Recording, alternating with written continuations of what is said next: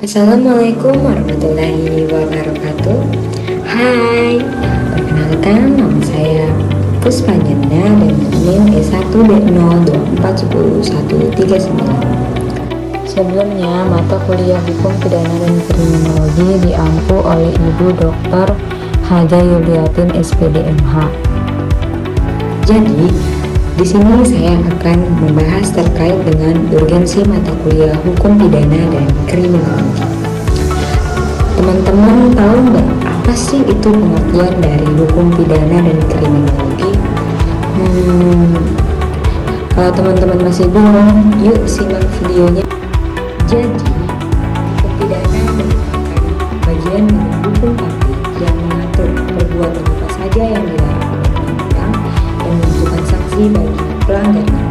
Tujuan dilakukannya hukum pidana adalah untuk melindungi kesejahteraan masyarakat, memberikan keadilan, dan melindungi hak-hak setiap warga negaranya.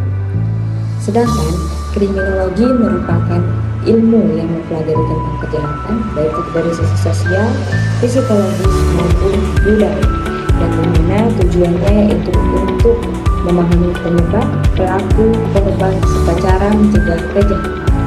Yang kedua yaitu ada penggunaan istilah, fungsi, dan sifat hukum pidana serta hubungannya dengan kriminologi. Hukum pidana dapat diartikan sebagai hukum yang mengatur perbuatan apa saja yang dilarang oleh negara dan diancam dengan sanksi pidana seperti penjara, denda, dan hukuman mati. Hukum pidana ini bersifat ultimum remedium yang dimana artinya yaitu upaya terakhir jika cara hukum lain tidak efektif. Selain itu juga ia bersifat memaksa dan publik karena menyangkut kepentingan umum. Jenisnya itu dibagi menjadi dua, yaitu ada hukum pidana material, yaitu hukum yang mengatur perbuatan apa saja yang dilarang dan sanksinya. Yang kedua yaitu ada hukum pidana formil, yaitu hukum yang mengatur proses penegakan hukum mulai dari penyelidikan hingga penjatuhan hukuman. Kriminologi melengkapi hukum pidana dengan meneliti penyebab, dampak, dan cara mencegah kejahatan melalui pendekatan sosial, psikologis, dan budaya. Jadi, hubungan keduanya ini bersifat timbal balik yang dimana kriminologi ini memberikan dasar ilmiah, sedangkan hukum pidana ini menyediakan kerangka hukum yang mengatur penanganannya. Yang ketiga yaitu sejarah perkembangan hukum pidana di Indonesia. Dalam sejarahnya, hukum pidana ini berkembang melalui tiga masa, yaitu masa kerajaan, masa kolonial Belanda, dan masa pasca kemerdekaan. Pada masa kerajaan, hukum pidana ini masih bersifat tidak tertulis dan masih terpaku pada adat dan agamanya. Dan pada masa kolonial Belanda ini memperkenalkan kitab undang-undang hukum pidana baru atau bisa disebut sama orang Belanda itu yaitu Wetboek van Strafrecht atau singkatannya yaitu WVS pada tahun 1918 yang menekankan pembalasan yang bersifat diskriminatif.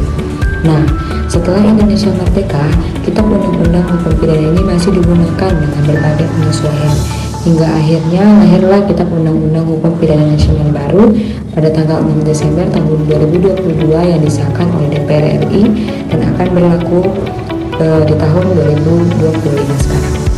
Selanjutnya yaitu yang keempat, terkait dengan asas-asas hukum pidana dalam implementasi kitab undang-undang hukum pidana. Di dalam kitab undang-undang hukum pidana itu terdapat asas-asas penting, diantaranya yaitu yang pertama asas legalitas, yaitu asas yang artinya itu tidak ada pidana tanpa aturan hukum. Yang kedua yaitu ada asas teritorial, yaitu asas yang berlaku di wilayah negara. Yang ketiga yaitu ada asas perlindungan, yaitu asas yang melindungi hak asas yang melindungi warganya dan negaranya. Yang keempat yaitu ada asas universal, yaitu asas yang berlaku untuk kejahatan yang diakui secara internasional. Dan yang kelima yaitu ada asas persamaan di depan hukum. Fungsinya yaitu bukan hanya menghukum pelaku, tetapi juga melindungi masyarakat, memberikan efek jerah bagi pelaku, mencegah kejahatan, dan merehabilitasi pelaku supaya bisa kembali lagi ke masyarakat. Selanjutnya yaitu yang kelima, yaitu jenis perbuatan yang ada di dalam Kitab Undang-Undang Hukum Pidana. Di dalam Kitab Undang-Undang Hukum Pidana, tindak pidana itu dibagi menjadi dua kelompok besar, yaitu ada kejahatan atau misdreavement, dan yang kedua yaitu ada pelanggaran atau overtrading. Kejahatan ini bersifat berat karena melanggar nilai dasar seperti harta, nyawa, dan kehormatan. Sedangkan pelanggaran ini bersifat ringan dan biasanya berkaitan dengan ketertiban umum.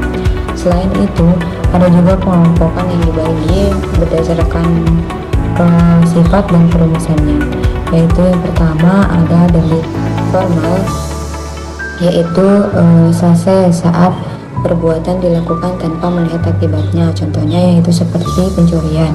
Yang kedua yaitu ada delik materi, yaitu sase saat akibat terjadi, contohnya yaitu seperti pembunuhan.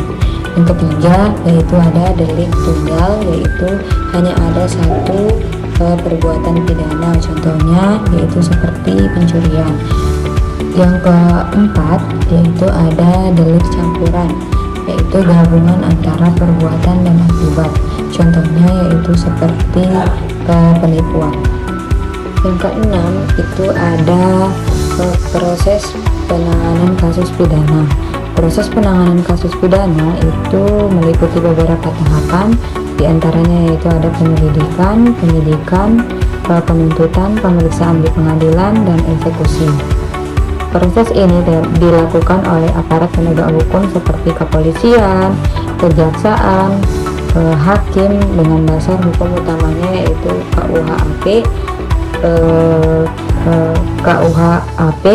KUHP, dan berbagai undang-undang terkait seperti undang-undang kepolisian, undang-undang kejaksaan, dan undang-undang pemasyarakatan.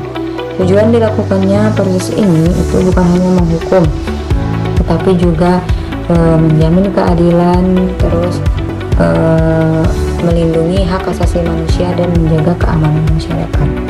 Yang ketujuh yaitu ada upaya pencegahan kasus pidana. Untuk mencegah terjadinya kejahatan dilakukan upaya preventif dan represif.